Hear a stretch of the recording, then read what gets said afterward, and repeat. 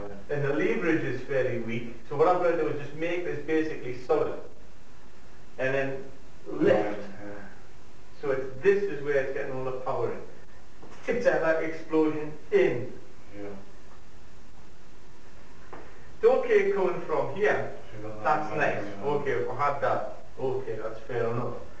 But the whole point about it, you won't necessarily have that. A punch comes in. I can take you off close. Bang! Coming from here. Yeah. Going in for the nose. Just a little bit out. But now you're punching over here. So you don't know exactly where it's how it can come in from. Your hand can be here. You can still use that. It's just it is a very, very close range punch. I could be pulling down and then just lifting the arm from there. It's about generating momentum. Again, what is momentum? It's weight and speed. So I'm trying to get the big bulk of my body weight going. Now that's not going to be as fast as I can get a hand travelling. But I'm bulking up because I'm getting more body weight behind it. It's the body weight moving, which is going to be the major component of the momentum. And basically that's what we're looking at the moment of contact. Is maximising the momentum of the technique. So it's this idea of keeping the elbow has to be tight. It's no good off because that's weakened this unit. Keep it tight. And you're lifting and driving, so you understand the units that are being used. Keeping that elbow tight.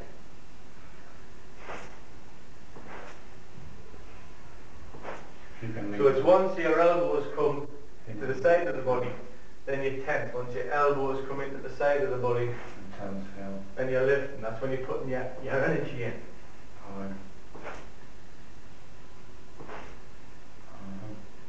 And it's this whole connection right up from the floor that you're using, that you're driving up from.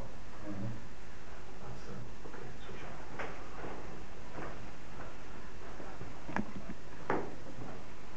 on. Right, now, so what we're looking at hand techniques and the reason why we start using a certain technique. If we've made a contact here,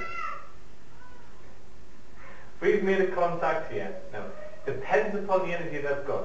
So what we were talking about is the idea from here, if I've got an energy here, and I can fire this view out here to create this tension in here, which would then allow us to lamp you down, pack, and strike. Now, what I was saying is that this energy that I'm creating in the arm, if you've got good energy in your arm, and I fire out into it, that's just going to be tensing into position. If I fire out this arm energy, this arm into your arm, and you've got good energy, it's going to be the same.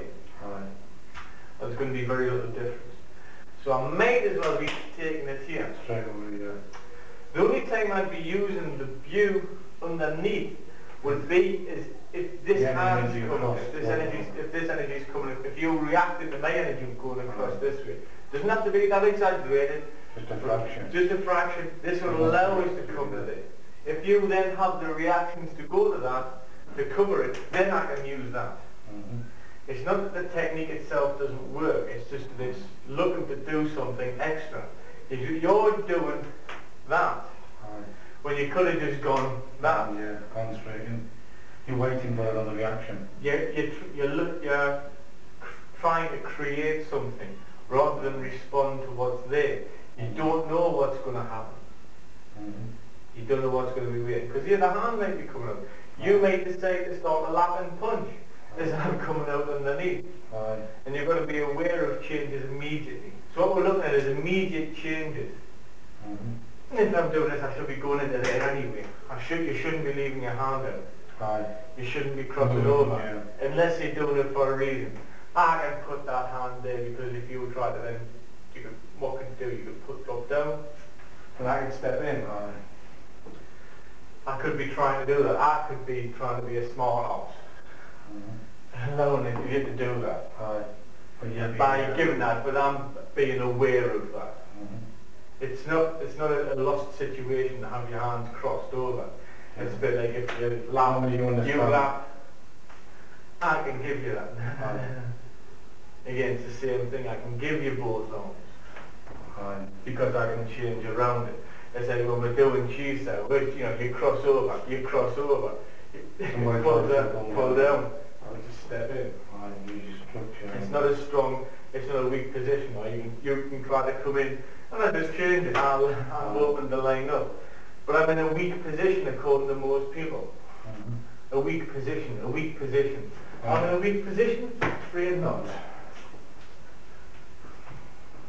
Now that may be a weak position for you, but it's not a weak position for me. You've got to understand though, yeah. You've got to understand the realistic nature of the situation. And with this type of thing, you've also got to understand about realistic time as well. How do you mean realistic time? According to what's happened and when it's happened rather than...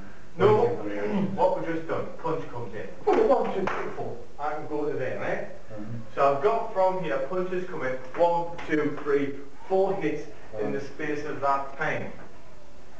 It would be slightly faster than that because I'm not operating at full speed. Now I can't do it, punch comes in. There, if I stop here, then that hand's going to be coming in. Just get it all in. That's it. So if I come in this way, if I come in and punch you, grab. Bam! That's you've got to grab, take, bam, this is going to be you've got to do something. This is why that's why it's important in the double lap technique when the punch comes in, to take the body away. Then you it's properly taken and everything. So you've taken the body away from it. So if I come in this way, you take that away, because in realistic time this hand will be coming across. That would be the first movement, So that's what I mean by realistic time. All the other possibilities of the opponent. You always have to have an understanding of that. I mean, in all your when you bring a self-defense technique away out of your Tjwc or whatever on from that, you've also got to have this understanding of real time as well, or realistic time. But as soon as you stop, your hits generally. You're waiting. And so what I've talked about with this idea, it's the same thing about this push, pull and fire across. It's got to be done that way. It's got to be done to create the tension, create the gap, fill the gap. It's got to be done at that sort of real speed. Because it's no good sort of me creating tension, creating the gap, then losing it, because then you'll be changing. Right, or whatever. Different technique. So that's what we're looking at. We're looking at, again, real time. Bang, bang, bang, bang. It's straight in. Or energy out, in. We're looking at the ability to deal with hands at real speed. So that's why when you look at these techniques, we're doing an extra technique for no particular reason. It's best to react to what's there. You're doing a technique. There's nothing wrong with the technique if the energies create it. That's right. If you've got the kind of energy that you want to get the technique. But you've got to learn to respond to those specific energies. Not to just get fast hands. So what we're looking at, we go 1, 2, 3, 4, 5, right? So we're looking at 1, 2, 3, 4, 5. We're looking at 1, 2, 3, 4. Now it's looking sort of like really we're looking at sort of like these things are just like whatever, you can develop your hands to sort of just a movement. It's only the development of the movement, it's not the... So what you're doing is you do that technique, so 1, 2, 3, then 4, right? You just go boom, boom, boom, boom, boom, right? So I just go boom. I don't allow you. So if you see me, so you're pretty busy, you can't go your 1, 2, 3, 4, 5. You've got to react to what energy.